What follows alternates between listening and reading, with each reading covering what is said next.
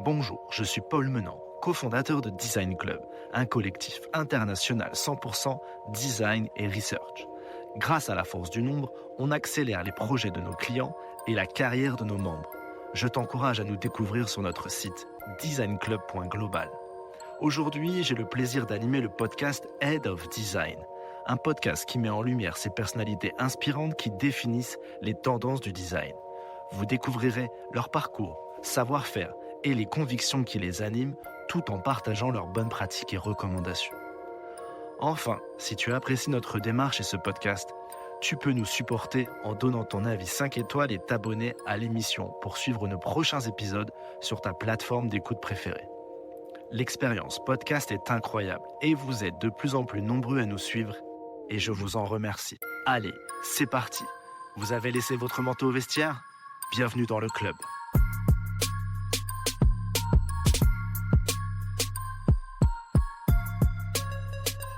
Aujourd'hui, je suis très heureux de recevoir Bastien Hugues, Head of Design chez Bouygues Telecom. Bastien, bonjour. Salut Paul, merci à toi pour l'invitation. Écoute, c'est un plaisir de te recevoir.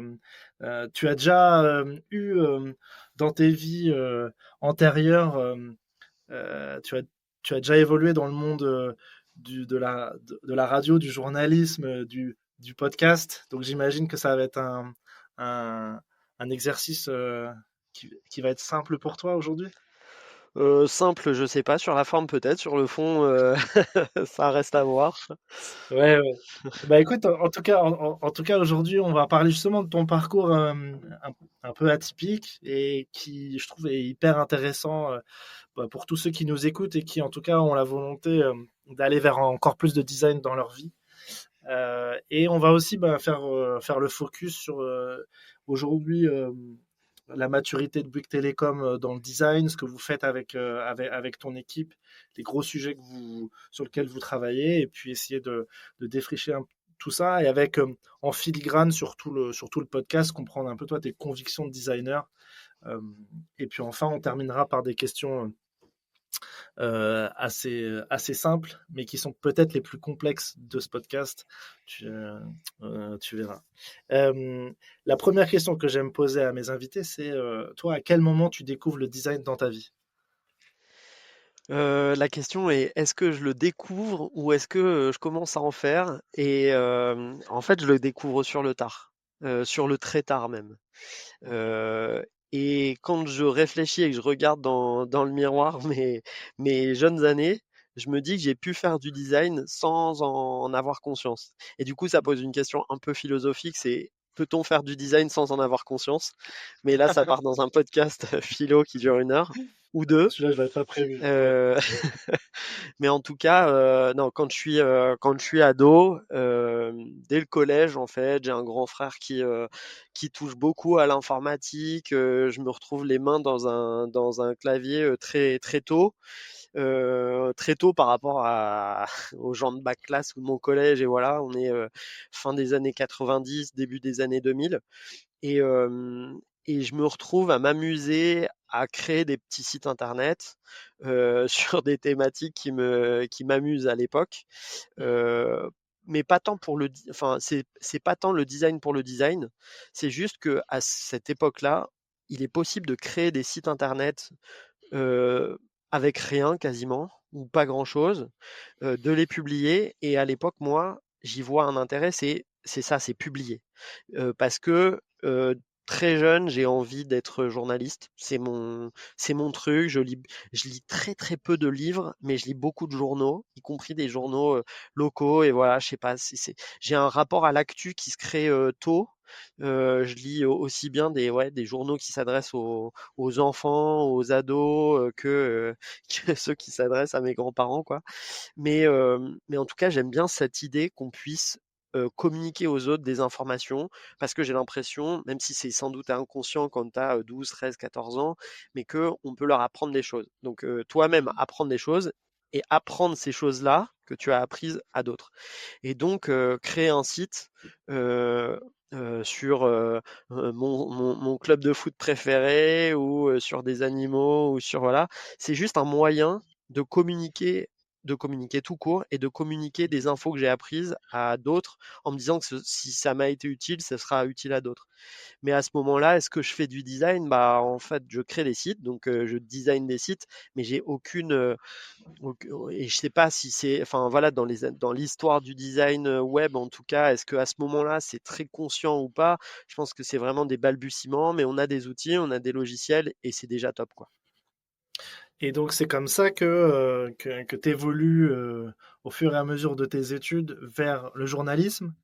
Euh, et à la fois Ouais, raconter des histoires, on le verra, ouais, c'est ça. on le retrouve beaucoup dans le design. Est-ce que tu peux Ouais. justement nous en parler un peu succinctement de justement ce passage-là après les études Mm. et, Ouais, carrément. et ensuite En après fait, moi, c'est on ira vers le c'est design.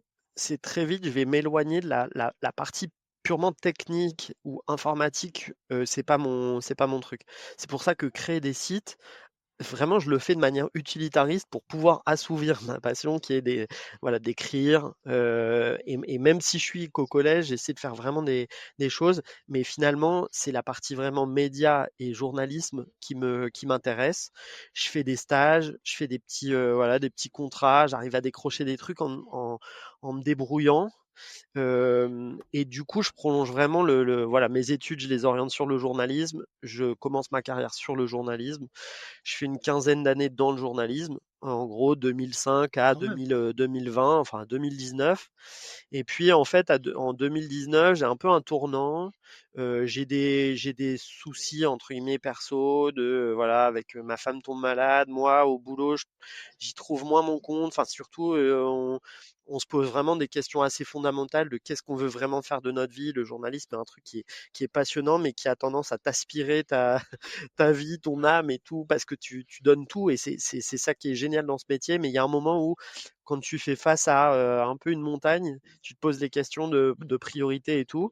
Bon, bref, je suis à une période où je change un peu de voie.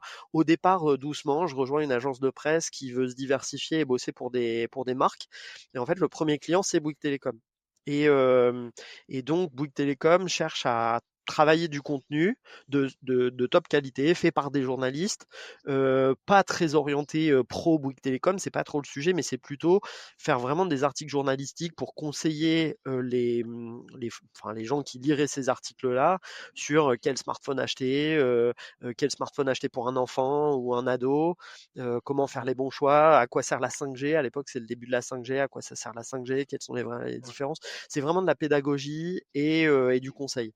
Et donc, moi, je vais manager une petite équipe de journalistes qui vont réaliser ces articles-là et on va les publier sur Bouygues Télécom.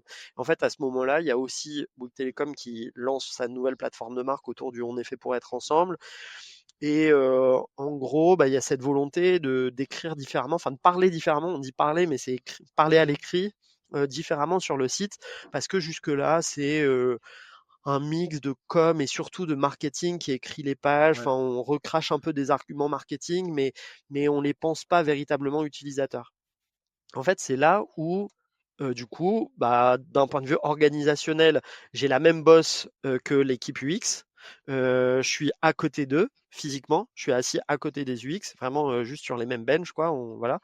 Et c'est à partir de ce moment-là, en 2020, où je réalise tout ce qu'il y a derrière le métier du X que j'avais entreaperçu quand j'étais à France Télévisions, donc entre 2011 et Ouais. 2019. À France Télé, on avait créé le site d'info. Et on était parti en 2011. Moi, je dis on parce qu'on était au tout début en 2011. J'ai fait partie de la première équipe qui a rejoint France Télé. Et il fallait créer un site d'info. Il y avait France2.fr et France3.fr qui faisaient un peu d'infos, mais franchement, c'était anecdotique un peu. Et donc, il fallait créer from scratch un site. Donc, le designer et le développer, l'entretenir et puis le faire croître, quoi. À la fois d'un point de vue journalistique, mais aussi d'un point de vue design. Et Ouais. donc là, j'ai travaillé aux côtés de product owner, de product manager, de product designer ou d'UX designer en l'occurrence à France Télé. Mais franchement, il y avait d'un côté les journalistes, de l'autre l'équipe Ouais. produit. Il y avait peu de perméabilité entre les équipes. Et donc, voilà, franchement, c'était pas Ça t'avait pas mon. permis de. Non, Ouais. mon cœur de sujet, moi, c'était l'info, faire de l'info, après manager une équipe de journalistes, parce que je passais chef des informations, puis rédacteur en chef adjoint. Mais voilà, il y avait des sujets par moment, mais il y avait aussi une équipe dans côté média qui travaillait vraiment plus que moi avec l'équipe produit. Donc finalement, c'était pas un métier que je connaissais du bout des doigts et j'aurais même pas su en parler vraiment de manière très sérieuse. Et par contre, quand j'arrive en 2020 chez Bouygues, là, je travaille avec des UX et je commence à voir de manière parfois plus ou moins consciente et parfois plus ou moins inconsciente, les passerelles qu'on peut retrouver entre ce qu'on fait dans le journalisme et ce qu'on fait en UX. C'est-à-dire parler à l'utilisateur, CF parler au lecteur, se mettre à la place de l'utilisateur, CF se mettre à la place du lecteur, comprendre ce qui intéresse le lecteur et ce qui peut l'intéresser même s'il n'en a pas conscience. CF, la même chose avec l'utilisateur. En termes de recherche utilisateur, faire des entretiens, c'est faire des interviews. Comprendre Donc, il y même. a Je trouve que dans les entretiens, il y a même. Il y a au-delà de juste la parole, il y a l'environnement. complètement ouais. Comprendre, L'observation, tous les le- points culturels, culturellement, ouais, les complètement. Ouais. différences. Les techniques d'observation qu'on apprend dans le journalisme, dans les études de journalisme et dans le métier, techniques d'observation, que ce soit silencieuse ou un peu plus intégrée, embedded dans l'environnement. Donc en fait, je vois assez vite des choses qui non, vraiment la recherche utilisateur est le truc sur lequel j'avais pas de conscience de quels sont les outils, quelles sont les techniques et voilà. Et très vite, j'ai un œil hyper intéressé sur ce que font les UX autour de moi. Et en fait, au bout d'un an, il y a le responsable référencement de Bouygues qui est parti et ma boss me dit: «Est-ce que ça t'intéresse de nous rejoindre?» Pour moi, ça veut dire quitter le journalisme véritablement, parce que jusque-là, j'avais encore la carte de presse, parce que je travaillais dans une agence de presse qui faisait pas que travailler pour des clients non médias, mais j'étais un peu border. Et en fait, ça veut dire vraiment, cette fois, mettre les deux pieds de l'autre côté de la frontière et ne plus être journaliste. Donc pour moi, c'est un peu tourner une page qui a fait 15 ans. Et c'est une décision assez lourde, mais elle me propose d'avoir une casquette de responsable référencement et contenu pour essayer d'embrasser en vrai deux enjeux majeurs pour le digital chez Bouygues Télécom, qui est parler à des utilisateurs, mais faire en sorte que ton contenu soit aussi bon pour le référencement, parce qu'il y avait cet enjeu de trafic et de business derrière. Et je trouvais ça vraiment intéressant. Et du coup, j'y vais.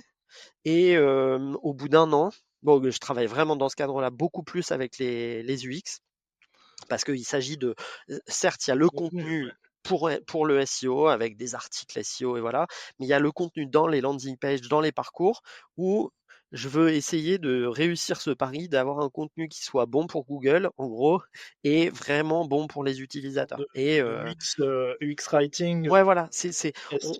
c'est un peu le début. Enfin, en 2020, 2021, il y a des premiers écrits un peu théoriques. Il y a un bouquin de Sarah Richards, qui est une anglaise, qui écrit un bouquin sur le content design, l'UX writing. Je crois que ça date de 2017 ou 2018, mais c'est une discipline qui est pas encore véritablement structurée comme elle l'est aujourd'hui. C'est un peu le début, mais je trouve ça vraiment intéressant. Et je vois que les UX designers ont pour la plupart de vraies lacunes sur la partie production de contenu, rédaction. Ouais. Et du coup, je vois bien que je leur suis utile. Ils viennent me solliciter de plus en plus. Moi, ils me sont utiles. Et cette partie-là est vraiment enthousiasmante. Et puis, en fait, la Head of Design, qui est Solène Saguez à l'époque, elle part chez Se Loger, et qui, je sais plus si c'est déjà Groupe Aviv, mais peu importe. Et je sais qu'elle y est encore, Solène. Ouais, ouais, Et puis en tout cas, elle a participé au podcast, hein, c'est une des toutes oui, oui, premières carrément, carrément. à avoir accepté le podcast. Ouais. Ouais. Et elle part en laissant un peu orpheline l'équipe UX, parce qu'elle est hyper impliquée, tout le monde s'entend super bien, mais du coup, l'équipe derrière, il n'y a pas de remplacement rapide, il y a un espèce de flottement. Donc, l'équipe qui était véritablement l'équipe de Solène, peu à peu, tout le monde va partir. Bouygues Télécom met du temps à trouver le bon profil pour la remplacer. En fait, c'est au bout d'un an que la responsable de la Digital Agency, qui est ma responsable et la responsable de l'équipe UX à l'époque, Aurélie Lambron, qui me dit en fait, tu as managé dans ta vie de journaliste. Et en fait, est-ce que tu n'as pas envie de manager une équipe UX? Et franchement, je réfléchis pas longtemps parce que je me dis, à la fois, c'est flippant parce que le métier, l'expertise, j'en manque, mais à la fois, c'est vrai que cette équipe, l'expertise, elle l'a globalement. Mais par contre, ce dont elle a besoin, c'est quelqu'un qui porte sa parole, défende les moyens, voilà, soit à la fois facilitateur et porte-parole. Et c'est pour ça que d'ailleurs, mon titre à l'époque, j'insiste pour être design manager, pour avoir cet aspect de management dans le titre, parce que c'est ce que je vais faire. Et c'est le message que je tiens à l'équipe, c'est vous êtes les experts, je vais beaucoup apprendre auprès de vous, je vais vous poser beaucoup de questions, non pas pour vous embêter, mais pour apprendre et comprendre ce qu'il y a derrière vos choix. Et donc, je vais vous challenger. Et en fait, c'est intéressant aussi pour eux à cette époque-là, c'est que finalement, eux, ils ont l'habitude d'être challengés par des gens qui connaissent pas ce qu'est l'UX, ou comment on fait de l'UX, ou une bonne expérience utilisateur. Ils sont beaucoup challengés et parfois ça les désarçonne parce qu'ils disent, mais en fait, faites-moi confiance, je suis expert. Moi, je me mets en premier niveau j'endosse cette cape, quoi. Et c'est à Enfin, partir de là, voilà, c'est là, je me dis, enfin, je vais répondre à ta question d'il y a 10 minutes, Paul, mais c'est à ce moment-là où ça y est, j'ai pleinement conscience de faire du design et de me rendre compte que derrière le design, il y a des règles, il y a des lois qui s'apprennent, il y a aussi de l'intuition, il y a des outils, il y a des experts, et c'est là où finalement, c'est là où je me dis, je me mets à faire du design. et justement, peut-être est-ce qu'avant tu vas, je sais pas, lire des livres, pas faire des formations, t'auto-former un petit peu sur ce sujet que tu vois à côté de toi et qui embrasse aussi tes sujets très, très directs? Ou est-ce Ouais. que c'est vraiment quand on te propose le rôle que là tu vas vouloir rentrer dans ce rôle-là et à ce moment-là bah, te mettre à niveau sur certains C'est sujets un peu, en fait, c'est personnels? un peu les deux, réponse de Normand, mais en fait, un peu les deux parce que j'arrive chez Bouygues Télécom, il y a un truc que je découvre aussi et qui est encore plus majeur que le design ou le SEO ou autre chose, c'est travailler pour une entreprise qui n'est pas un média. Parce que jusque-là, de toute ma carrière, je n'ai travaillé que dans des journaux, groupes audiovisuels, des sites internet d'infos.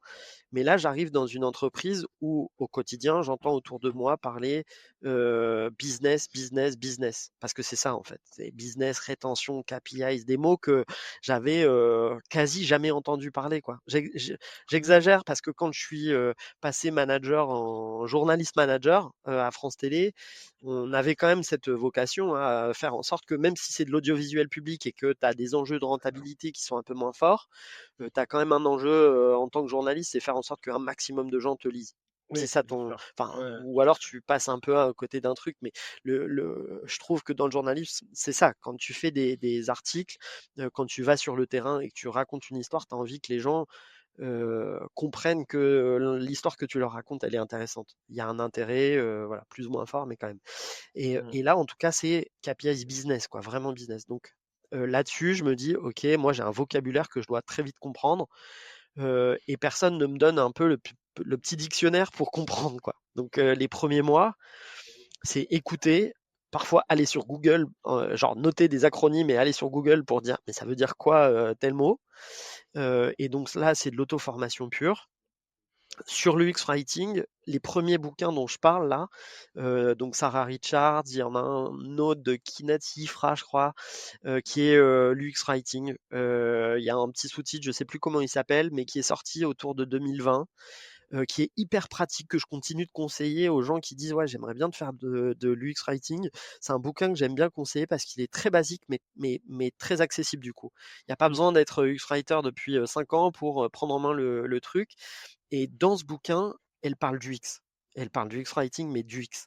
Et donc là, j'apprends déjà des choses. et je vois les lois, les standards et ainsi de suite. Et là, c'est des bouquins que je conseille pas à des designers parce que je pense que les designers qui ont déjà fait des études, ça leur est assez inutile. Encore que ça se discute, mais je pense que je le conseille pas. Mais c'est tous les bouquins qui sont chez Erol, en gros, et Duno. Donc c'est des manuels vraiment de base où tu apprends les règles, les standards. Et là, j'ai lu. J'ai pas tout retenu, je pense, mais j'ai essayé de retenir l'essentiel. Je prenais des notes pour essayer de mémoriser plus vite, plus facilement. Et puis après, c'est beaucoup d'auto-formation, écouter quelques podcasts, quelques vidéos, suivre sur LinkedIn, j'ai changé complètement. Je sais que c'est un sujet que j'aime bien aborder parce qu'il y a des gens qui disent LinkedIn, ça sert à rien, c'est juste des gens qui parlent d'eux-mêmes. C'est vrai pour beaucoup, mais en fait, tout dépend de la veille, comment tu l'orientes. Moi, je sais que les gens qui parlent d'eux-mêmes, globalement, je les ai kill des gens que je suivais. J'ai enlevé beaucoup de journalistes qui partageaient des trucs qui finalement m'intéressaient plus, qui ne m'étaient plus très utiles. Par contre, je me suis mis à suivre des gens qui partagent. Il y a un truc qui me passionne, c'est tout ce qui est l'UX et la psychologie. Bah, je me suis mis à suivre des gens qui parlent d'UX et psychologie.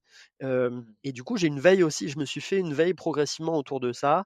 J'ai eu quelques formations, notamment au laptop, qui était hyper Ouais. pratique, courte mais hyper pratique, très pragmatique avec des formateurs qui sont du métier et qui savent de quoi ils parlent, qui sont passionnés et j'aime bien ça et voilà. Donc ça s'est fait un peu petit à petit et puis après vraiment, enfin c'est pas par populisme que je dis ça, mais vraiment c'est aussi au contact de l'équipe ce que je leur ai dit de vous allez m'apprendre des choses. En fait, moi, ma curiosité et le fait de poser énormément de questions à l'équipe, bah ça m'a appris énormément de choses. Ça m'a aussi appris parfois à déceler les petites lacunes que peuvent avoir certains, où on a un peu skippé des étapes et voilà, en posant des questions, en déconstruisant ce qu'ils faisaient, moi, c'est là où j'ai Mm. appris en fait comment bien faire, quoi. Ouais, super, hein, c'est super intéressant parce que je trouve que parfois on attend des managers qui soient peut-être des anciens experts pour pouvoir avoir la légitimité d'être à ce rôle-là. Et à la fois, parfois, c'est pas parce que tu es un fantastique expert que tu es un très bon manager. Et c'est vrai que le moyen d'évolution, il passe souvent comme ça. Et là, je trouve que c'est hyper intelligent parce qu'il y avait un côté aussi où il fallait remettre de la confiance dans l'équipe, il fallait leur redonner Complètement. la place qu'ils avaient ou qu'ils avaient peut-être jamais eu, mais en tout cas, il fallait leur donner une place auquel auquel tout le monde attendait. Et en plus, il y avait aussi, j'imagine, tout un côté un peu aussi politique d'aller défendre, défendre et présenter et promouvoir, parce que défendre, c'est pas le bon mot, plutôt promouvoir ce que vous faites pour donner envie aux gens de travailler avec vous et peut-être d'aller plus loin que uniquement dans faire des maquettes. Euh, Complètement ça, ouais. C'est, c'est, et ça, pour le coup, toi, tu as ces capacités-là d'aller chercher ces choses-là. Mmh, complètement ça. C'est, moi, et c'est ce qu'a senti, Aurélie, Lambron, donc ma manager qui me nomme en 2023. Je pense qu'elle, voilà et elle aussi venait du monde des médias, elle avait travaillé à TF1 avant et je pense qu'on se comprenait là-dessus et elle savait que dans ma vie d'avant, en tant que rédacteur en chef à France Télé, j'avais aussi beaucoup travaillé à un aspect très politique parce qu'en 2016, les sites de France Info gérés à Radio France et le site de France TV Info géré à France Télévisions fusionnent. Et ça crée énormément d'inquiétudes dans les deux camps parce que les équipes craignent que l'une prenne le pas sur l'autre. Et voilà, il y a la création de la chaîne Info, France Info, à la télé. Où là, c'est la télé doit parler au web et le web doit parler à la télé, mais c'est deux mondes très différents. En fait, il y a un dénominateur commun qui est le journalisme, mais c'est deux mondes très différents et donc il faut se parler. Et moi, j'ai ce rôle-là à ce moment-là de rédacteur en chef adjoint à France Télé, c'est d'essayer de mettre du lien entre les équipes, promouvoir le travail des uns sur l'antenne des autres. Et donc finalement, ça s'est fait relativement facilement et naturellement presque quand je deviens manager de l'équipe UX ici. Et c'est totalement ça. C'est ce côté, enfin si parfois c'est défendre, hein, t'as dit c'est pas le mot, mais si parfois c'est défendre. Et c'est vrai que c'est pas le cas de tous les experts, mais c'est le défaut de certains managers experts qui sont plus experts que managers. Et je pense que je sais pas qui écoute majoritairement ton podcast, Paul, mais s'il y a des managers ou des experts du design qui vont devenir managers ou qui prétendent à devenir managers, le conseil que je donnerais, c'est essayer de mettre le plus possible de côté votre casquette d'expert et endosser la casquette de manager. En tout cas, notamment quand il s'agit d'aller promouvoir une expertise, c'est pas en ayant un discours qui est je suis l'expert, faites-moi confiance, fermez les yeux et ne me posez pas trop de questions parce qu'il y a un moment où il y en a marre, parce que vous arrêtez pas de remettre en cause mon expertise. C'est pas en étant dans cette attitude-là que on gagne des points. C'est en essayant de comprendre comment il fonctionne, en essayant de comprendre pourquoi ça ne marche pas, entre guillemets, si l'expertise du design n'est pas assez entendue, pas assez écoutée, et voilà, faire beaucoup de pédagogie, être très humble dans la posture. Et voilà, se mettre à la place des autres, finalement faire de l'UX, être très empathique et écouter ceux à qui on s'adresse pour essayer de les comprendre et hacker un peu leur cerveau. Je sais que j'avais entendu un podcast de Rémi Guyot en fin 2024 qui racontait très bien ça, où lui-même a eu un parcours qui n'était pas au départ expert design et voilà. Et en fait, il raconte très bien sur comment, au moment où il commence à se mettre à designer, pardon, à encadrer une équipe de design, en fait, comment il s'aperçoit que les designers, c'est en mode putain, les autres, c'est tous des... Il le dit comme ça, je crois. J'espère être fidèle à ce qu'il dit. Mais putain, les autres sont tous des cons parce qu'en fait, moi, je suis designer, je fais des choix et en fait, on me remet en cause. Vraiment, les gens sont cons. Plutôt que de se dire, comme dans une posture qu'on attend d'un UX, en fait, je vais me mettre à la place de ceux qui m'écoutent ou voilà, ceux qui devraient m'écouter pour comprendre pourquoi ils raisonnent comme ça et ainsi m'adapter, adapter mon langage, mon discours et hacker la relation pour que enfin, ça y est, ils m'écoutent et on ait une relation Mm. d'égal à égal, quoi. Et c'est vrai que là, tu as parlé d'un mot qu'on n'a pas toujours pas, enfin, qu'on n'a pas encore dit dans le podcast, c'était empathie aussi.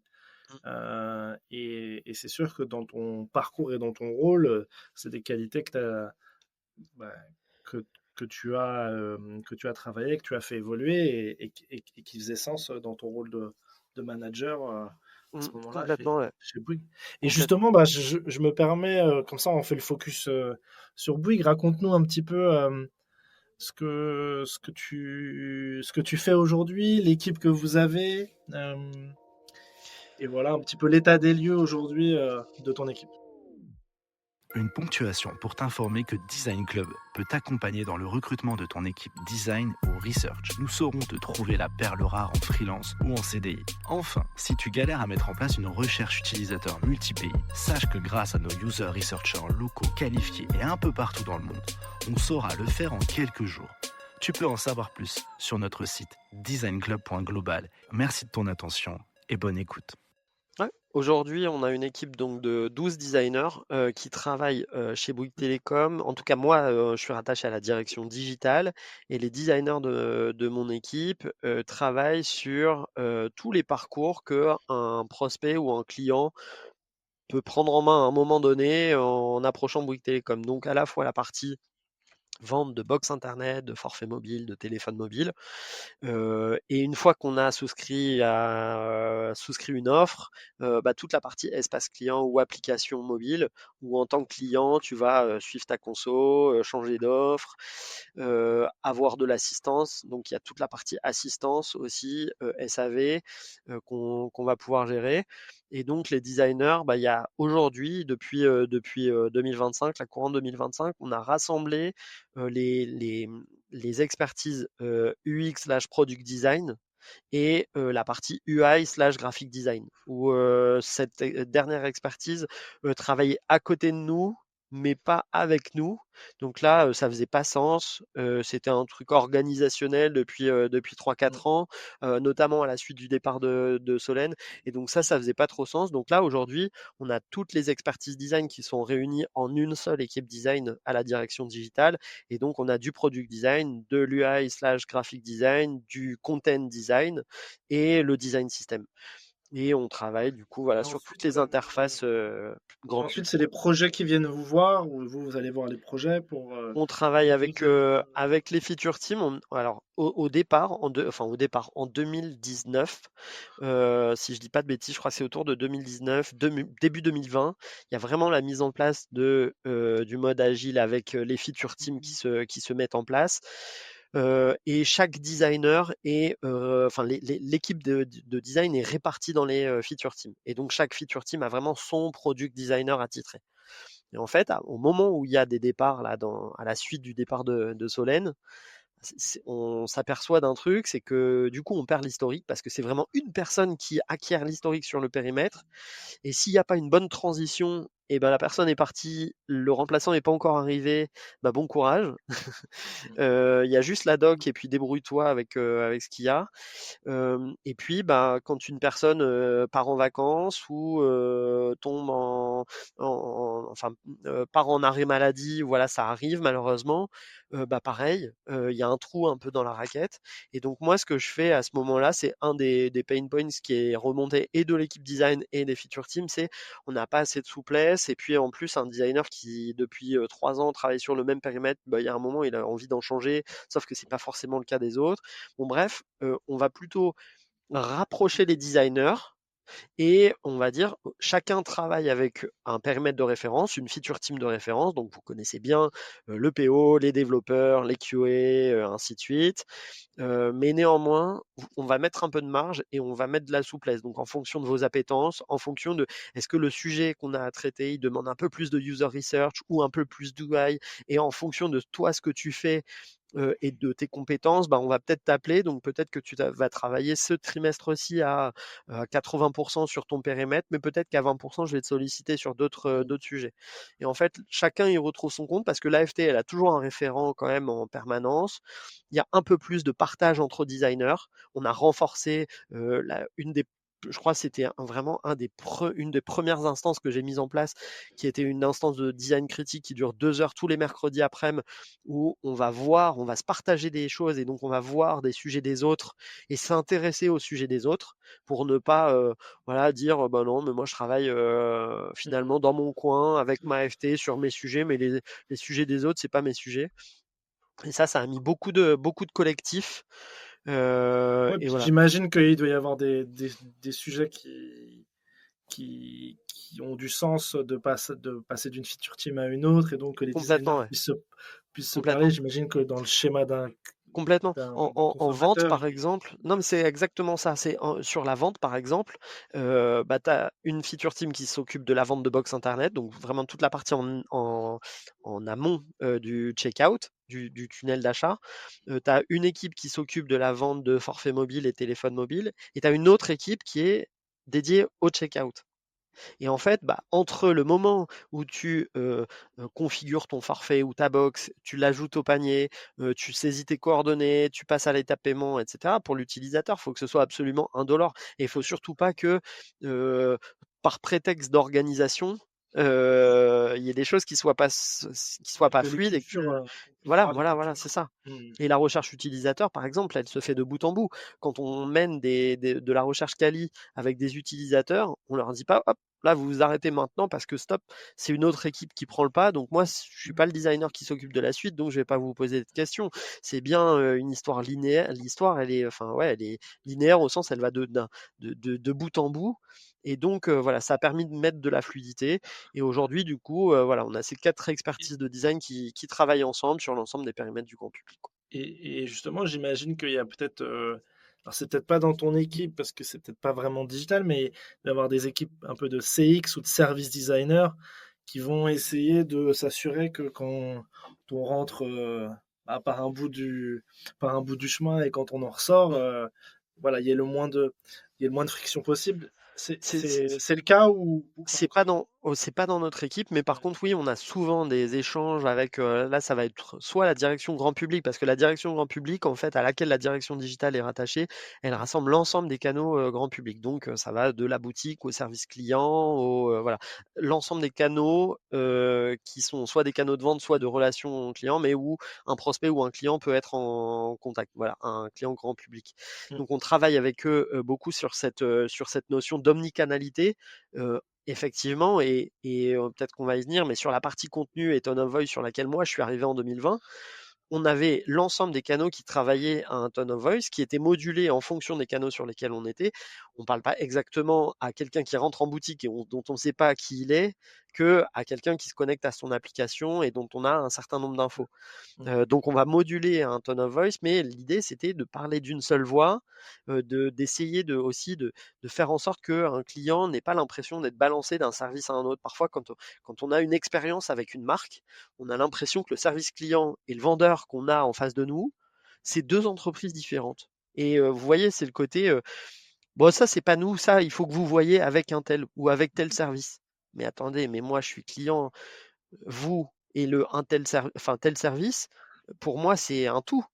Et donc ça, c'était hyper intéressant parce que véritablement, les UX ont un rôle à jouer dans dans cette cohésion. Voilà, c'est pas une uniformité, mais c'est une cohérence entre les canaux à laquelle nous, on a effectivement notre Ouais. voix au chapitre.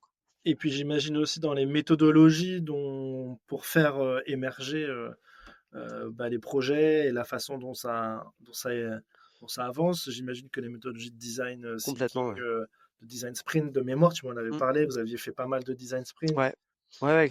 Et les gens sont, c'est génial parce que enfin, moi, je m'enthousiasme toujours, mais pas plus tard que là, en juin, juillet. En fait, il y a du mouvement aussi hein, dans les autres directions. Donc, il y a des nouvelles personnes et voilà. Et je sais qu'en juin, juillet, là, on a refait du design sprint sur un sujet bien précis. Et il y avait une femme qui travaille au marketing sur le sujet sur lequel on l'a impliqué, qui connaissait pas ce type d'atelier, on lui a mis un feutre dans la main et un papier. Et au début, elle était en mode «Ouah, mais moi, je vous préviens, je sais pas dessiner», la grande classique. Bien sûr. Et puis en fait, tu te mets à faire des petits jeux pour dérider le truc. Ça se passe bien, c'est bienveillant. On fait vraiment étape par étape. C'est en mode laisse-toi guider. Même si tu as l'impression que ça marche pas, laisse-toi guider. Et puis toi-même, en tant qu'animateur, enfin, c'est le grand classique. Et c'est ça que j'adore dans ces ateliers pour en animer aussi moi. Moi, tu vois, c'est un truc sur lequel, au départ, j'étais très spectateur. Puis après, petit à petit, je me suis dit, ouais, j'ai envie d'y aller parce que c'est le genre de truc que j'aime bien aussi, un peu animer. En tant Ouais. que manager, l'animation, c'est intrinsèquement lié. Et en fait, tu vois que on est jeudi, il est 14h, tu as l'impression que le truc te mène nulle part. Puis subitement, la lumière arrive au bout du couloir et tu sens que on est en train d'accoucher d'un truc qui va le faire. Et on l'a revu là après ses vacances début août. Elle nous dit bon bah alors ça donne quoi? Vous avez fait des tests utilisateurs? Et elle avait des étoiles dans les yeux dans ce qu'on montrait. Et elle nous l'a dit, ça fait hyper plaisir. Et en fait ça, quand tu arrives à le faire une fois ou deux, avec des gens qui sont pas de la direction digitale ou peu importe la Ouais. direction à laquelle ton service design est rattaché, ouais, tu marques des points Ah, tu perds une bataille phénoménaux. folle. Ah, c'est Ouais, incroyable, j'imagine. incroyable. Il y a un an et demi, sur vraiment la grosse refonte d'offres de Bouygues Télécom qui a lancé des offres sur ouais, fin 2024.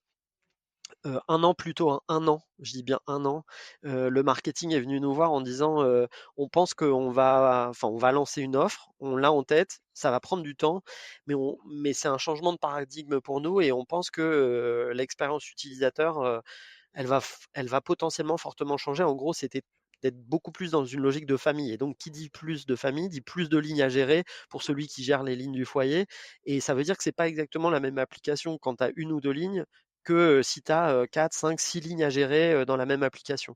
Mhm. Et en fait, là, bah, on a dit, OK, nous, on a toutes les méthodes, faites-nous confiance. On va commencer par écouter les utilisateurs. On va prendre si vous voulez vous adresser à des chefs de famille, entre guillemets, on va essayer de trouver des chefs de famille. On va aller écouter ceux qui sont à la concurrence, ce qu'ils trouvent bien et moins bien chez Orange, chez SFR, chez Free, chez nous. On va en avoir une liste de besoins, en gros, job to be done, quels sont les pain points à résoudre sur notre appli, et puis après, design sprint, ateliers successifs, et voilà. Et franchement, de bout en bout, ça a été un truc qui nous a permis de tenir les délais, d'impliquer tous les décideurs, les top managers de la boîte. Quand je dis top manager, c'est vraiment top manager. Quand ils ont vu jusqu'au directeur général qui a à un moment vu les méthodes et on a pu lui expliquer rapidement le fait d'avoir fait venir des utilisateurs au siège de Bouygues Télécom ou bien les interroger à distance, impliquer tous les métiers, c'était en mode juste bravo, merci de l'avoir fait. Et donc dans ces cas-là, bah, tu as gagné vraiment énormément pour la suite, quoi. Excellent, ouais, ça La preuve c'est un par les super, points, quoi. ouais, c'est un super retour d'expérience et, et ça montre enfin, la puissance du design et des méthodologies du design Complètement, ouais. bah, pour le succès d'une entreprise.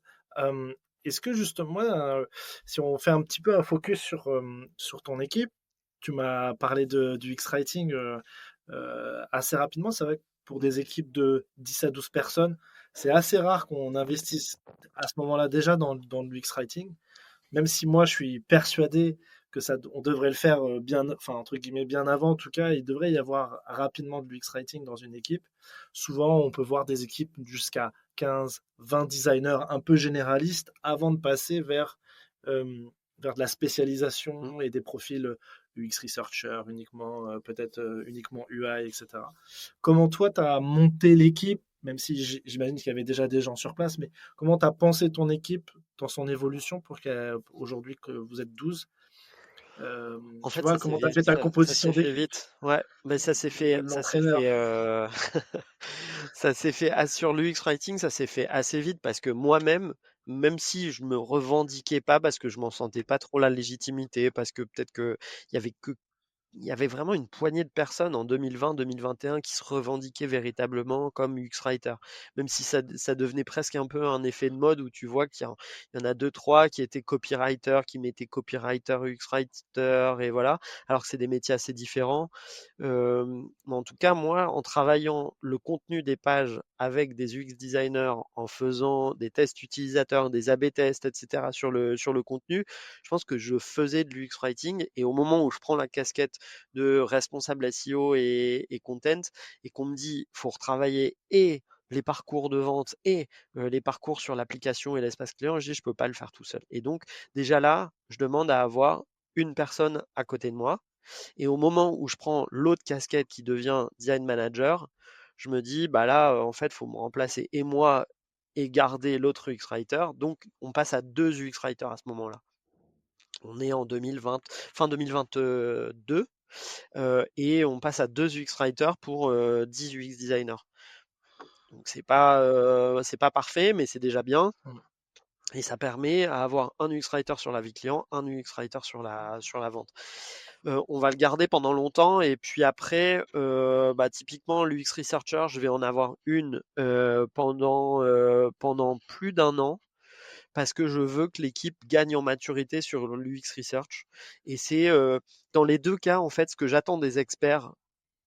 Experts pur et dur, entre guillemets, plus experts que Mm. product designer. En fait, c'est idiot de dire ça parce qu'un product designer est expert, mais c'est un expert qui a plusieurs casquettes possiblement. Ouais, et Et puis l'UX parfois, writer, enfin, je me permets de te couper, mais c'est vrai que de la recherche jusqu'à l'animation d'atelier, le prototypage, le test utilisateur, enfin, t'as l'impression que c'est autant de métiers que d'étapes dans complètement, la méthodologie du design thinking. Et en complètement. plus, nous, enfin, chez Design Club, c'est quelque chose qu'on défend beaucoup, le rôle du researcher, le fait d'animer des ateliers, c'est pas donné à tout le monde Mm, aussi.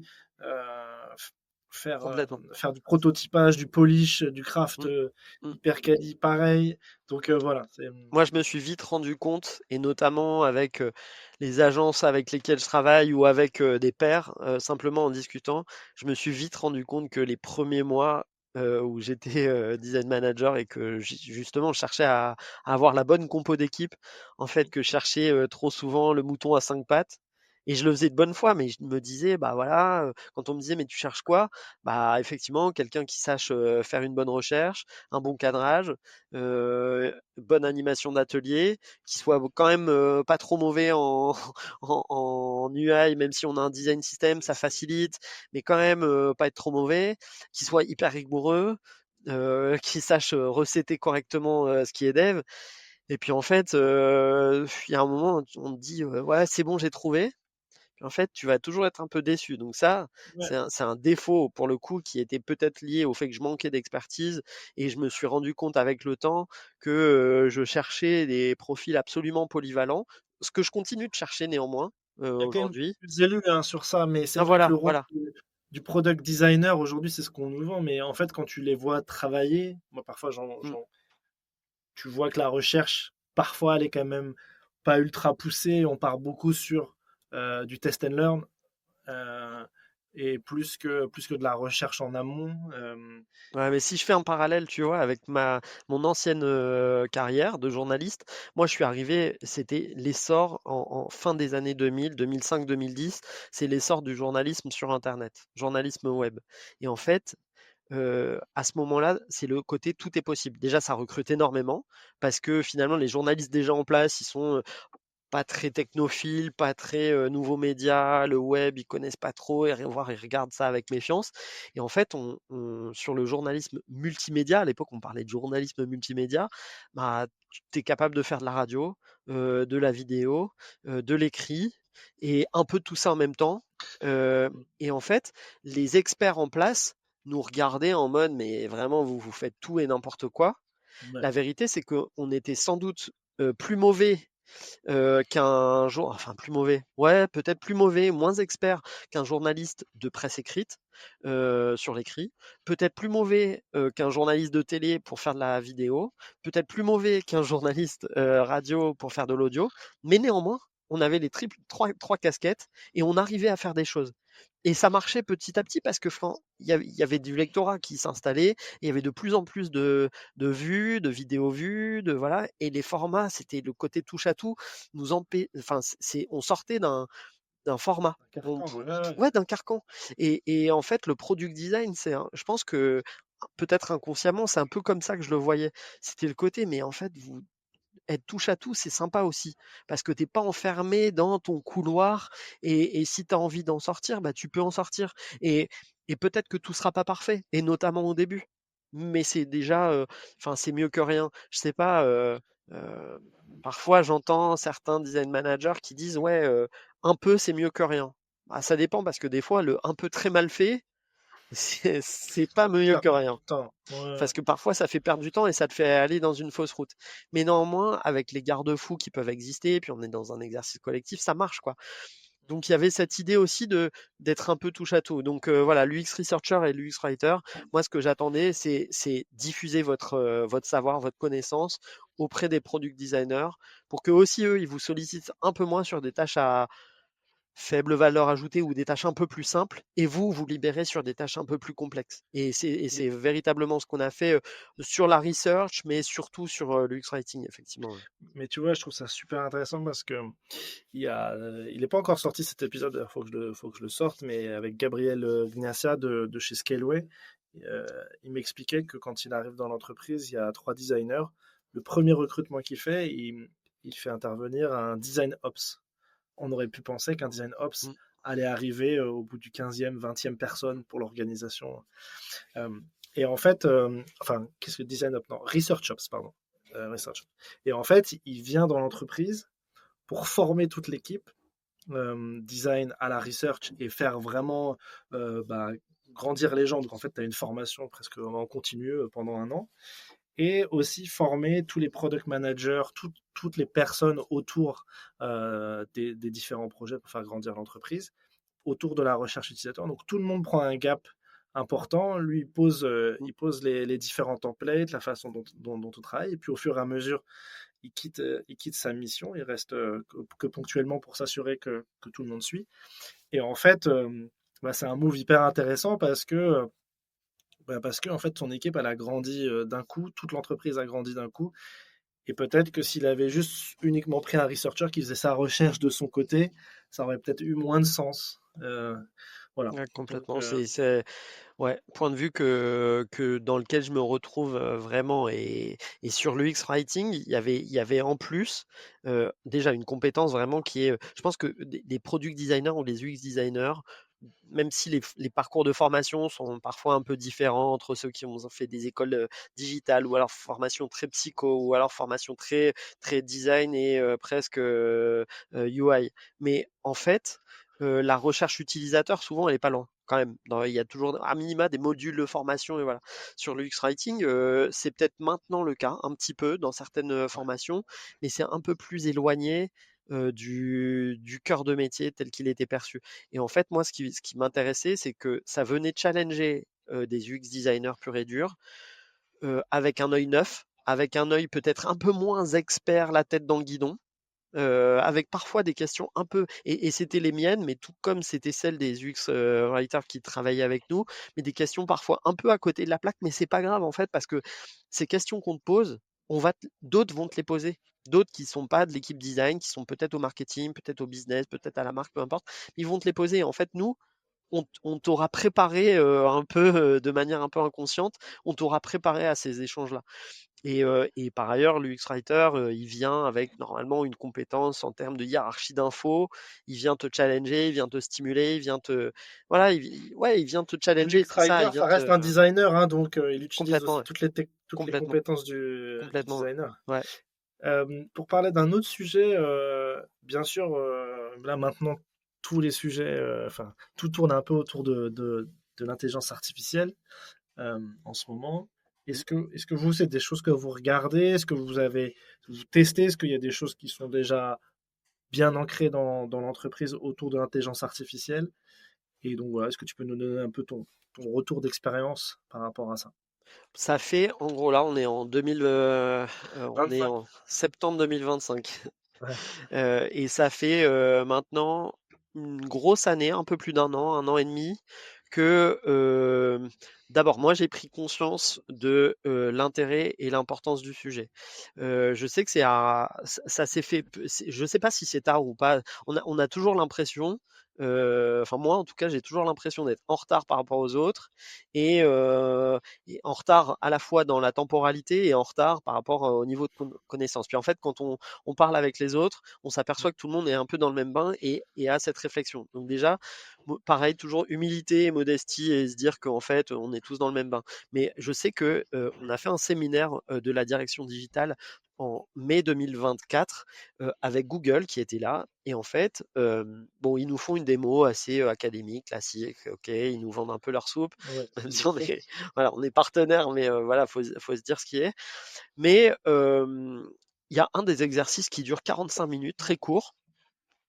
On est en petit groupe et on nous dit voilà, vous avez un challenge. Donc on est en petit groupe, pas l'équipe design est éclatée dans les différents groupes. Voilà, voilà, c'est complètement pluridisciplinaire. Tout le monde a un niveau très médiocre en termes d'IA, mais ils nous disent voilà, vous allez utiliser. Alors je sais plus à l'époque, ça devait être, je crois qu'il y avait la possibilité d'utiliser Adobe Firefly, Copilot, ChatGPT, enfin peu importe. Mais c'est en mode vous utilisez les outils que vous voulez, mais vous avez 45 minutes pour produire une landing page de lancement du prochain iPhone ou prochain Samsung ou peu importe. Et le brief ressemblait en gros à ça. Et by the way, c'est les JO. Ce serait bien d'avoir voilà, essayer de mettre une teinte de, Manière. imaginer une landing page très commerciale, mais qui vende le nouveau téléphone avec, voilà, au moment des JO. Et en fait, je m'aperçois que sans avoir déjà testé véritablement des outils de ce type, en 45 minutes, on fait un truc éclaté, mais on fait un truc. Et je ressors de ce séminaire en me disant, si on est capable de faire ça en 45 minutes, ça veut dire que si on prend vraiment du temps, on va pouvoir faire des trucs vraiment géniaux qui vont nous être utiles. Et c'est à ce moment-là où moi, ça fait tilt. Et du coup, j'en retiens une leçon, c'est que si ça n'a toujours pas fait tilt chez vous, euh, partez tout petit, ne vous mettez pas d'ambition de résultat, mais mettez-vous un challenge. partez d'un cas, d'un use case vraiment réaliste. Nous, c'était réaliste. Je veux dire, des landing pages de lancement de produits, on en fait. C'est pas les trucs, c'est plus de l'UI avec du merchandising, de l'animation commerciale plutôt que de l'UX pur et dur. Donc voilà, c'est pas nous notre cœur de mission avec l'équipe design, mais ça en fait partie. Partez d'un use case concret, n'en attendez rien entre guillemets de résultats hyper probants, mais allez-y, mettez-vous un challenge comme ça. Tiens, et si on faisait en mode full IA, qu'est-ce qu'on pourrait faire? Et que ce soit en termes de content, de visuel, de hiérarchie d'infos, de structure de page, de design, voilà, un peu au global, bah voilà, on avait eu un résultat. Et donc à ce moment-là, ouais, je me suis dit, ok, on va y aller un peu plus fortement. J'ai essayé de faire, j'aime bien faire des petits meet-up ou rencontres en tout cas avec mon équipe design et d'autres qui viennent parler avec nous, soit des confrères, consoeurs, soit des experts, soit regarder en replay des meet-up qui ont eu lieu en externe et voilà, et qu'on ait un peu un regard critique. Donc j'ai commencé aussi à inviter quelques personnes qui nous ont parlé d'IA. Je sais qu'il y en a Antoine Volant que tu as eu dans ton podcast, Paul, il y a peu de temps. Bah, il est venu nous faire une démo de IA et research. Qu'est-ce qu'on est capable de faire? C'était déjà il y a plus d'un an, donc c'était en juillet 2024. Et l'idée, c'était de montrer voilà, ce que les premiers adopteurs pouvaient faire et donner des idées. Et donc là, depuis, bah, on a bien avancé. Chez Bouygues Télécom, on a un outil, une plateforme française qui s'appelle Prism, qui est un peu moins connue que Dust, mais qui te permet d'utiliser différents LLM. Donc nous, ceux qui ont été retenus pour l'instant, c'est ChatGPT et Gemini, mais ça peut tout à fait évoluer et qui va être déployé à l'échelle de Bouygues Télécom. Donc tout collaborateur va pouvoir utiliser ces outils-là. Et le principal intérêt, c'est de se créer des agents. Donc soit pour soi, soit de les partager à ses collègues. Donc moi, par exemple, là, je sais que cet été, j'ai travaillé longuement sur 5 agents spécialisés. J'en ai un sur la research, j'en ai un sur l'UX writing qu'on a fait un peu plus tôt. On a commencé par ça parce qu'on a un content system et donc on a une énorme documentation qui est ultra utile dans cette logique d'agentique. J'en ai un sur le CRO, j'en ai un sur l'accessibilité. Et en fait, il repose sur une base de connaissances. Des règles, des standards, voilà, je les ai nourris. Ils reposent sur un pré-prompt et ils permettent d'échanger avec un espèce d'alter ego potentiellement un peu plus expert que la moyenne et que moi pour essayer de me challenger. Et je trouve ça vraiment intéressant, cette approche de l'IA va nous accélérer et va nous augmenter parce qu'on n'est pas, enfin voilà, on parlait du mouton à 5 pattes. Bah là, c'est compliqué d'être le mouton à 5 pattes et Ouais, sur certains. l'hyperviseur, quoi, Ouais, ouais, l'hyperviseur de complètement. tout. Et puis parfois, on sollicite les collègues et parfois, on se sent un peu seul. Bah là, peut-être qu'on va se sentir un peu moins seul parce qu'on va pouvoir commencer par challenger une sorte d'alter ego dont on sait ce qu'on attend, dont on sait ce qu'elle est capable et dont on sait ce qu'elle n'est pas capable de faire aussi. Il faut avoir bien conscience de ça. Ouais. Après, ça pose plein de questions sur lesquelles je réfléchis beaucoup parce que ça m'intéresse et là aussi, je fais un peu le parallèle avec mon ancienne vie de journaliste qui essaie de comprendre ce qu'il y a derrière la façade et de comment ça marche. Et voilà, ça pose plein de questions sur est-ce qu'on va continuer à garder notre esprit critique et si oui, comment? Pour des juniors, on ne cesse en ce moment, mi-2025, là, de dire que les temps sont durs pour les juniors parce que en fait, bah, c'est paradoxal finalement. On pourrait se dire, ah, l'IA, elle va t'aider, elle va t'apprendre. Et puis en fait, on dit, bah non, mais en fait, pour converser avec une IA, il faut que quelqu'un soit suffisamment expert et senior pour être sûr de ne pas se faire intoxer par l'IA et que l'IA t'emmène pas dans une voie qui est pas la bonne. Donc du coup, on compte beaucoup sur les seniors aussi.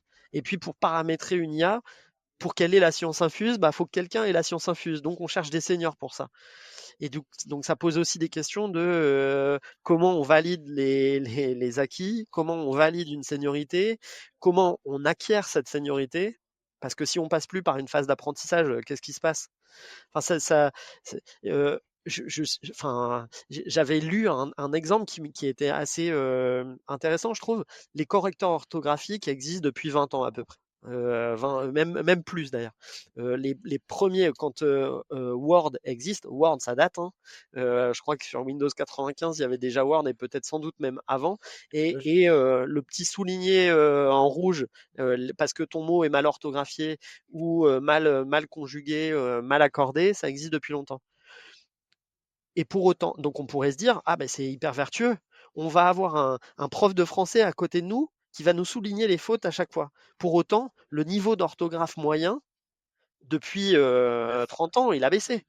Ouais. Indéniablement baissé. Les études montrent que, et sans stigmatiser les plus jeunes, parce qu'en fait, les plus jeunes, ils deviennent un peu plus vieux, et en fait, le niveau moyen d'orthographe, il a baissé. Donc finalement, se dire, il y a une intelligence artificielle qui va m'augmenter, c'est bien, mais en fait, le cerveau est aussi paresseux, enfin, l'humain est paresseux, Bien sûr. et donc, à quel point l'IA va véritablement nous augmenter, nous stimuler, est-ce qu'il faut avoir conscience de ça pour l'aide véritablement, ou est-ce que petit à petit, on va se laisser un peu porter par par la machine, par l'intelligence artificielle, et puis on va perdre en connaissance. C'est un risque en fait. Mais je dis pas que c'est le cas, hein. J'ai Ouais, pas une c'est version. un En peu de fait, la j'ai pas, projective. complètement. Et en essayant de ne pas avoir une vision ultra positiviste, mais pas non plus une vision très négative. Il y a des gens qui sont extrêmement négatifs en mode non, non, mais ça va nous remplacer, puis on va perdre notre boulot et tout. Moi, c'est pas ce qui m'intéresse. Ce qui m'a toujours intéressé, mais dans ma vie actuelle ou dans mon ancienne vie, c'est toujours quand il y a un risque, d'essayer d'être en mouvement, en action, pour prendre le taureau par les cornes. C'est cette idée-là. Prenons le taureau par les cornes. Essayons de dompter la bête.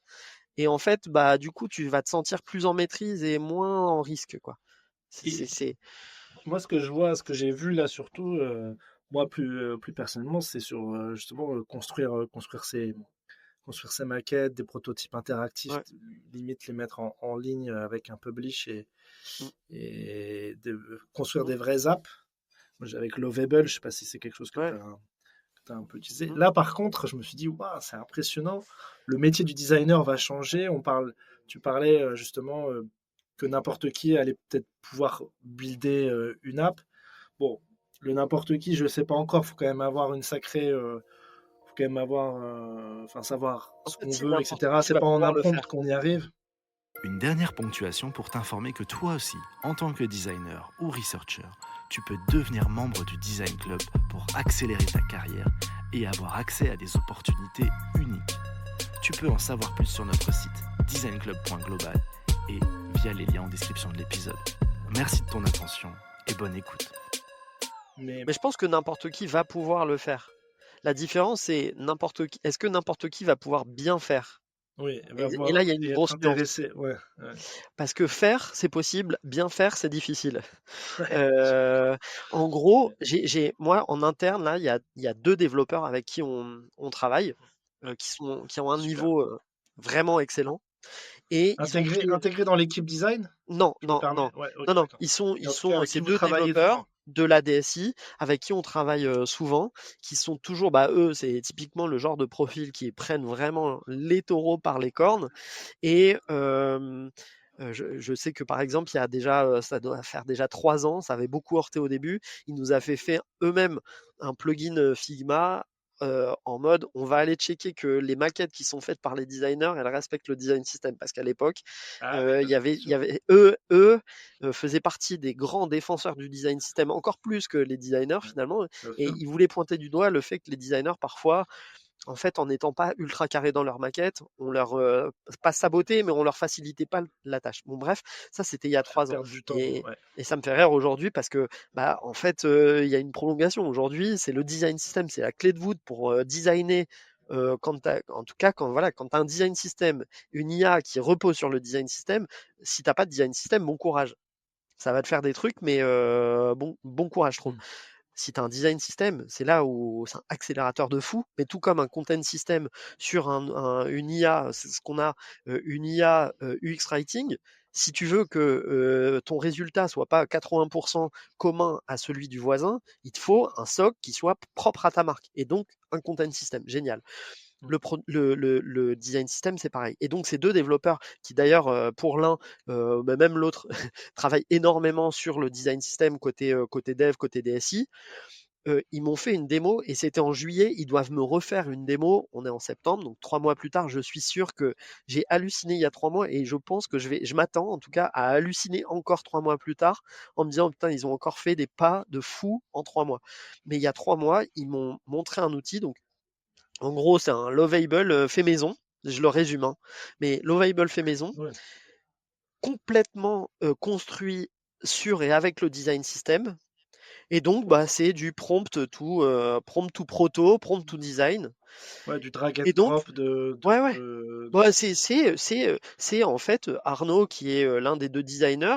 Moi, quand j'ai appris le truc, je me suis dit merde, t'aurais pu m'en parler parce que ça m'inquiète. Parce que si jamais un boss de la boîte voit ça, il va se dire ça y est, en fait, l'équipe Allez, design, bon, allez, on en a plus regarde que besoin. 2 sur les 12, Voilà. ouais, et Ben puis voilà.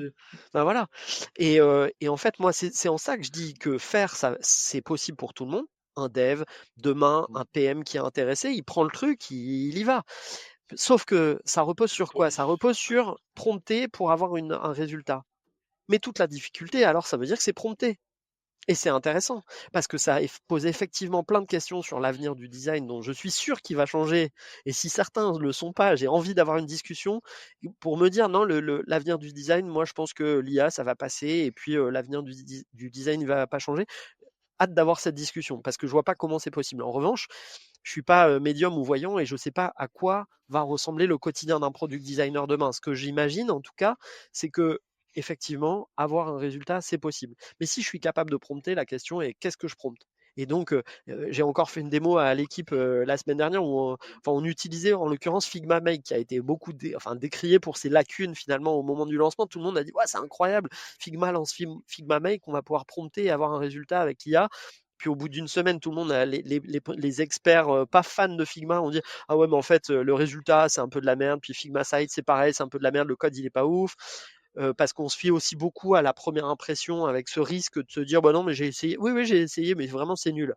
Sauf que oui, 3 semaines ça, en plus fait, des tard, fois. ce que tu as essayé 3 semaines plus tôt, c'était peut-être nul, mais 3 semaines plus tard, ça s'est amélioré. Attention, le produit, il bouge Et puis, et il faut pas rester campé sur la première impression. Il faut aller retourner pour voir comment ça évolue. ouais, et puis toi-même, tu as une courbe de découverte Complètement, et de compréhension de la complètement, façon de prompter et d'utiliser l'outil. Moi, je complètement. sais que là, dernièrement, j'essaye de faire une petite vidéo de présentation de Design Club et je me suis dit, bah tiens, je vais essayer avec l'IA.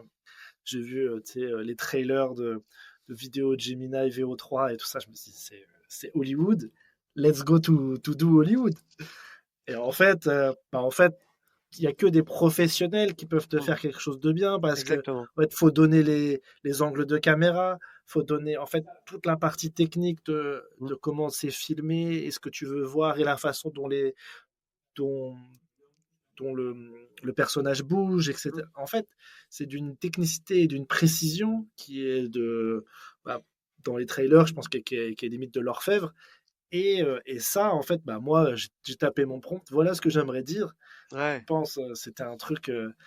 J'ai vu Non, 5 mais doigts, j'ai vu, enfin, tu vois, j'ai c'est vu des hyper gens intéressant. improbables. C'est hyper intéressant parce que ça risque de remettre l'expertise fondamentale de l'UX qui est écouter, observer, comprendre les utilisateurs pour savoir ce qu'ils attendent, ce qui est bon pour eux, ce qui est bon pour le business. Ça, pour moi, c'est ça le fondamental de l'UX.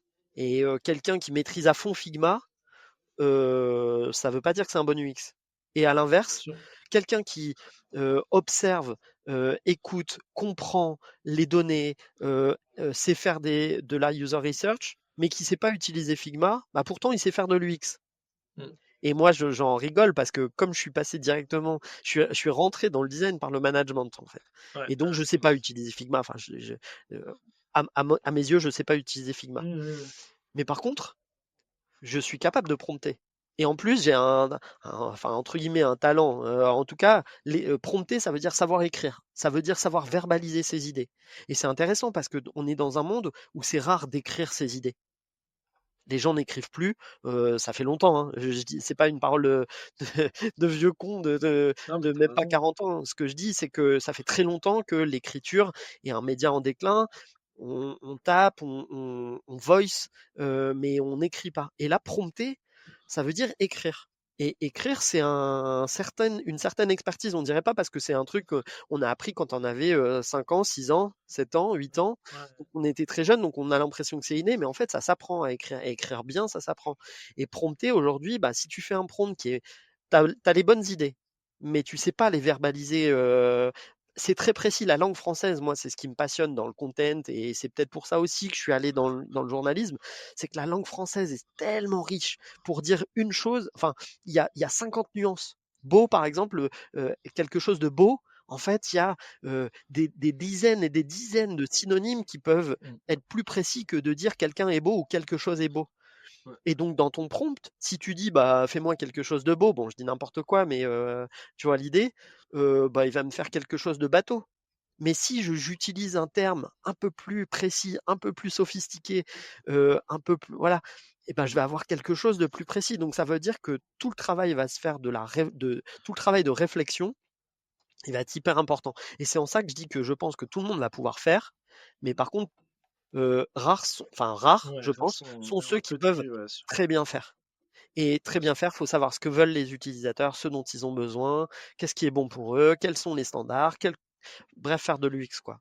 Et, c'est en ça que je dis aujourd'hui aux gens de mon équipe, mais à d'autres designers qui peuvent nous écouter, je pense que votre socle d'expertise, il a intérêt à être ultra béton. C'est ce qui va faire la différence avec quelqu'un qui sera capable de prompter lui aussi, mais pas avec votre expertise. Un product manager, un business developer, peu importe, en fait, peu importe. Quelqu'un du marketing demain va pouvoir produire une page, mais à quoi elle ressemblera, j'en sais rien. Mm. Un product manager qui est très bon en discovery, là, je pense que dans ce côté product builder de la frontière entre product manager slash product owner et product designer, je pense qu'un product manager qui est extrêmement bon sur la discovery et sur l'UX, il va pouvoir, enfin, on va faire la même chose. On Ouais. va faire la même chose et peut-être tant mieux en fait d'un certain point de vue. Est-ce que c'est si grave que Et ça?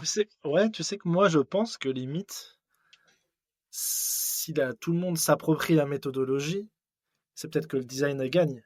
Complètement, Et pas que ce complètement, soit uniquement une élite de gens qui ont compris ce que c'était et complètement, qui savent la décliner. Ça, c'est complètement. vrai Moi, que moi, des j'avais gens eu autour comme de, ça des voilà, retours de gens un peu négatifs en disant oui, mais ça y est, ils s'annoncent tous designers.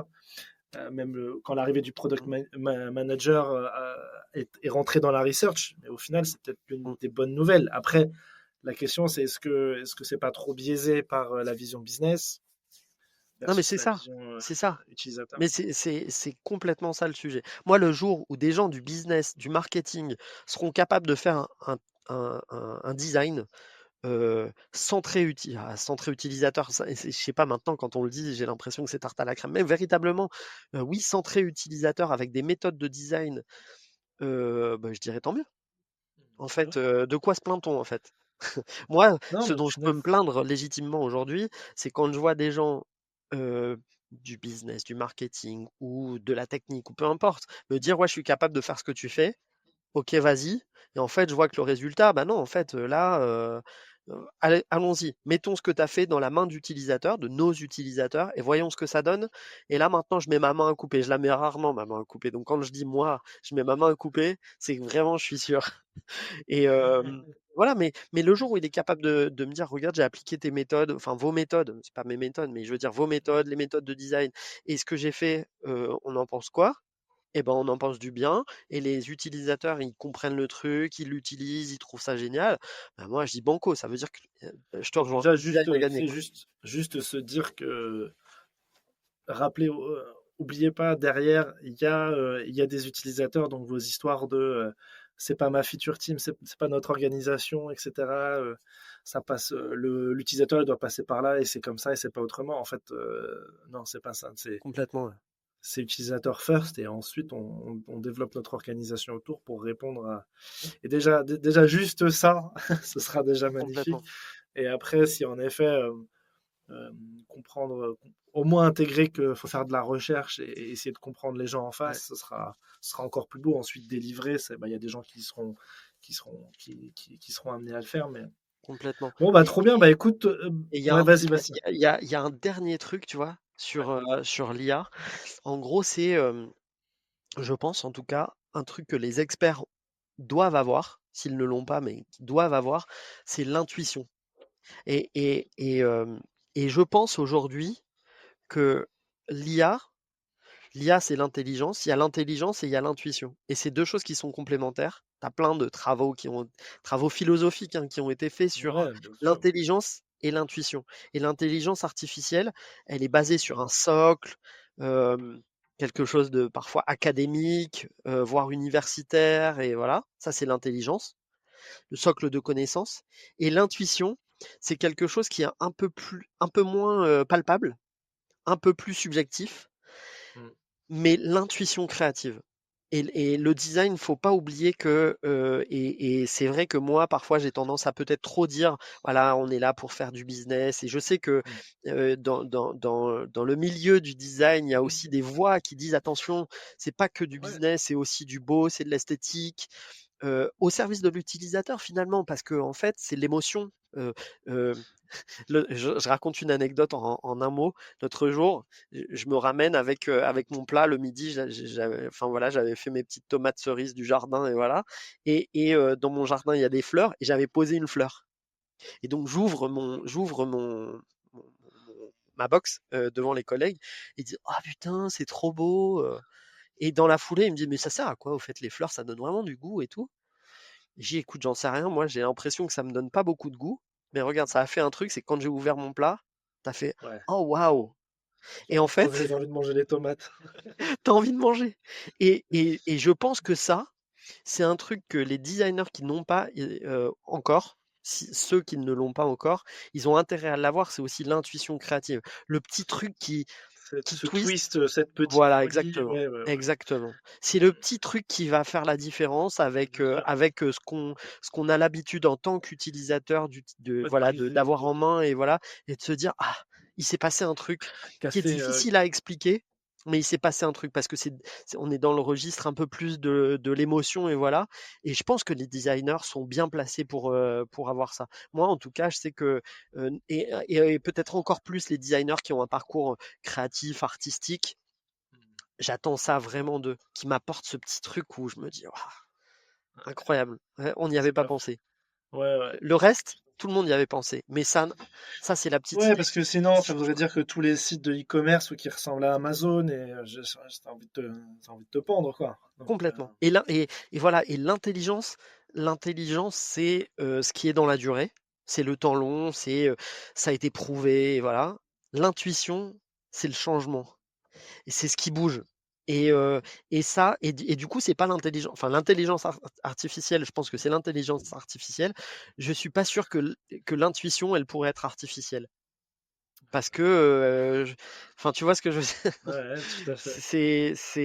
Et c'est des questions qui, je pense, sont à la fois, enfin, que moi, personnellement, je trouve assez passionnantes, mais qui sont aussi, qui peuvent être rassurantes Oui. pour des designers qui s'inquiéteraient de ce que leur métier va devenir. Et voilà. Moi, j'y crois vraiment, vraiment.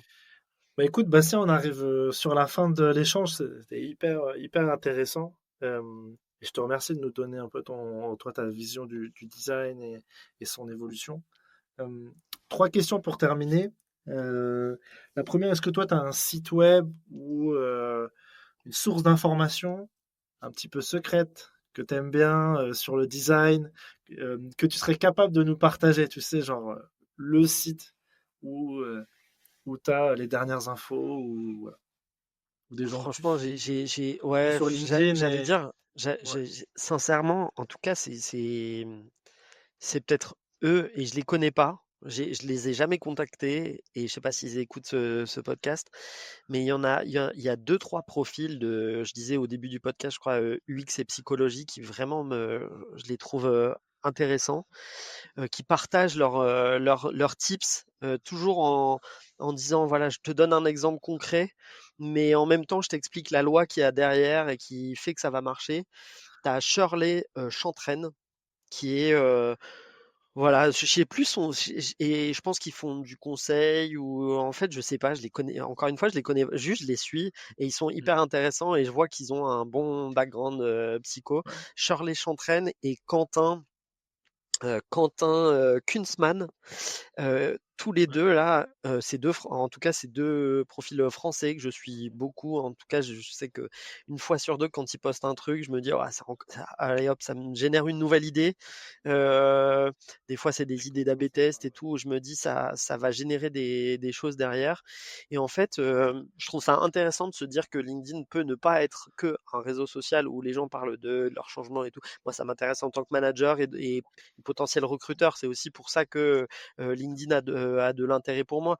Et je vois le fait que les gens qui s'y intéressent pas ont de bonnes raisons aussi parfois de ne pas s'y intéresser. Mais je trouve ça intéressant de suivre ce type de profil. Il y en a aussi aux US et peu importe. Mmh. Mais en tout cas, je trouve que ça permet de rendre le réseau social, pas juste réseau social, mais source d'infos. Ouais, je suis d'accord. Eh ben, merci de me partager ces deux profils. Shirley, je Et connaissais pas, donc je vais aller le voir. Et Quentin, je connaissais, ouais. ouais, et il y a après, il y en a qui sont sur LinkedIn ou juste qui ont leur newsletter ou qui ont les deux, mais il y a la newsletter UX psychologie. Je crois que c'est une spécialiste italienne qui a UX psychologie, qui est une newsletter en anglais, mais je crois que elle doit être italienne, mais j'ai plus son nom, c'est Maria quelque chose. Mais que je lis beaucoup parce que je trouve ça. Moi, voilà, j'ai pas fait ces études de psycho. Pour le coup, tu vois, tu m'as demandé quand est-ce que j'avais découvert le design. Et en fait, il y a aussi le quand est-ce que j'ai découvert la psycho. Et je l'ai découverte un peu plus tard quand j'ai commencé à comprendre que derrière le design, c'était en fait, il y avait bien des ressorts, comprendre le cerveau, comment fonctionne le cerveau. J'ai lu plusieurs bouquins vraiment passionnants sur. Il y en a un chez Erol qui est sur neurosciences et rédaction, ou rédaction et neurosciences, je crois, technique rédactionnelle et neurosciences. Pardon pour l'auteur dont j'ai oublié Ouais. le nom, mais le bouquin est assez technique, hein. C'est quand tu rentres dedans, tu es dans un bouquin de science parce qu'il t'explique vraiment le fonctionnement du cerveau. Mais c'est ça, je crois que d'ailleurs le sous-titre, c'est quelque chose comme comprendre le cerveau pour mieux lui parler ou pour mieux lui écrire, et voilà. Et en fait, c'est des choses qui sont vraiment passionnantes parce que tu comprends que c'est pas juste de l'intuition, contrairement à ce qu'on fait. Voilà, je vantais les mérites de l'intuition. Parfois autour de moi, j'entends pas que des décideurs, mais notamment des décideurs être en mode ouais, mais fais confiance, faisons confiance à notre intuition. Mais en fait, derrière l'intuition, il y a des choses scientifiques. C'est comment marche le cerveau, comment il perçoit telle ou telle info, ou au Mm. contraire, comment il va pas la percevoir. Et quand tu comprends ça, quand tu connais ça, idem, je refais le lien sur l'IA, mais si tu es capable d'expliquer ça avec des mots simples à des gens qui ne savent pas ça, tu vas leur ouvrir les yeux et tu vas leur mettre des étoiles dans les yeux. Ils vont dire putain, c'est hyper brillant parce que je me sens un peu moins bête en sortant de l'échange que j'ai eu avec cette personne. J'ai appris des choses parce que, bah voilà, on n'a pas tout. Mais tout comme moi, quand je parle avec quelqu'un du business, j'apprends des choses à chaque fois que je leur parle parce que j'ai pas fait des études de commerce, quoi. Et quand ils me parlent de Mm. technique commerciale, des fois, je me dis, ouais, c'est un truc de fou. Et souvent, technique commerciale et psycho, ça tombe bien. Ah ouais, Il y a c'est des choses connecté. qui sont connectées. Donc voilà. Enfin, est-ce que tu nous recommandes, je dis, c'est les deux questions les plus complexes, un film et un album de musique pour, Alors, l'album de musique, je commence par ça parce que moi, j'écoute vraiment de tout, mais quand je dis de tout, on peut vraiment se foutre de ma gueule. Si on regarde mon Spotify, ça n'a aucun sens. J'ai pas de, j'ai à la pas de fois, je soucis. crois que ouais, je suis pas fan absolu de un ou deux artistes, mais vraiment, ça va dans tous les sens.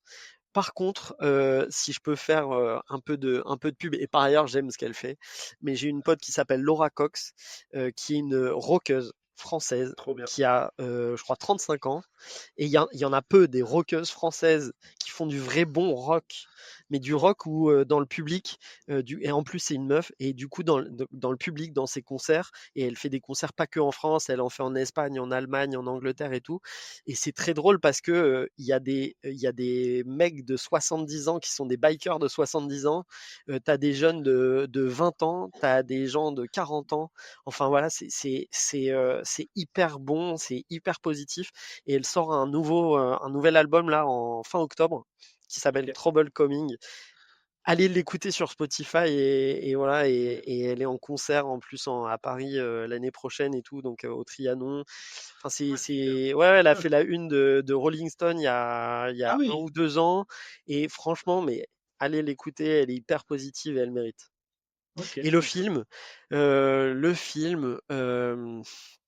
si je fais un clin d'œil à mon ancien métier, du coup, franchement, je sais pas s'il y a des films qui sont vraiment inspirants en termes de design et tout. Je sais que sur l'IA, tout le monde cite Her, en mode, allez, regardez Her, c'est l'intelligence artificielle et les dérives, et voilà. Mais non, mais je dirais, il y a un bouquin qui s'appelle, un livre qui s'appelle Les Hommes du Président, qui est sorti dans les années 70. Je pense 70-80, avec Robert Redford et Dustin Hoffman, qui est sur l'enquête derrière le Watergate. Donc, il a été Oui. un énorme scandale politico-financier, voilà. Et ça montre, voilà, c'est les journalistes qui sont derrière le Watergate, donc c'est vraiment inspiré de faits réels. Mais Redford et Hoffman sont incroyables dans ce film. Ça donne envie d'être journaliste ou de redevenir journaliste, je pense, quand tu vois ça. Mais ça montre, voilà, l'intérêt public, qui est, enfin, le fait que le journalisme est un métier, une profession d'intérêt public.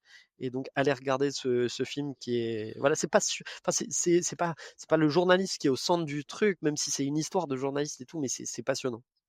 Super. C'est un Bah film qui a écoute, eu des Oscars et tout, pour ceux qui le connaissent pas, enfin, c'est fiable. C'est un bon film. C'est un vieux film merci. et c'est un très bon film. Merci Bastien, c'était un plaisir de t'écouter, de comprendre à la fois ton parcours, tes convictions de designer et puis la façon dont évolue le métier et ton équipe.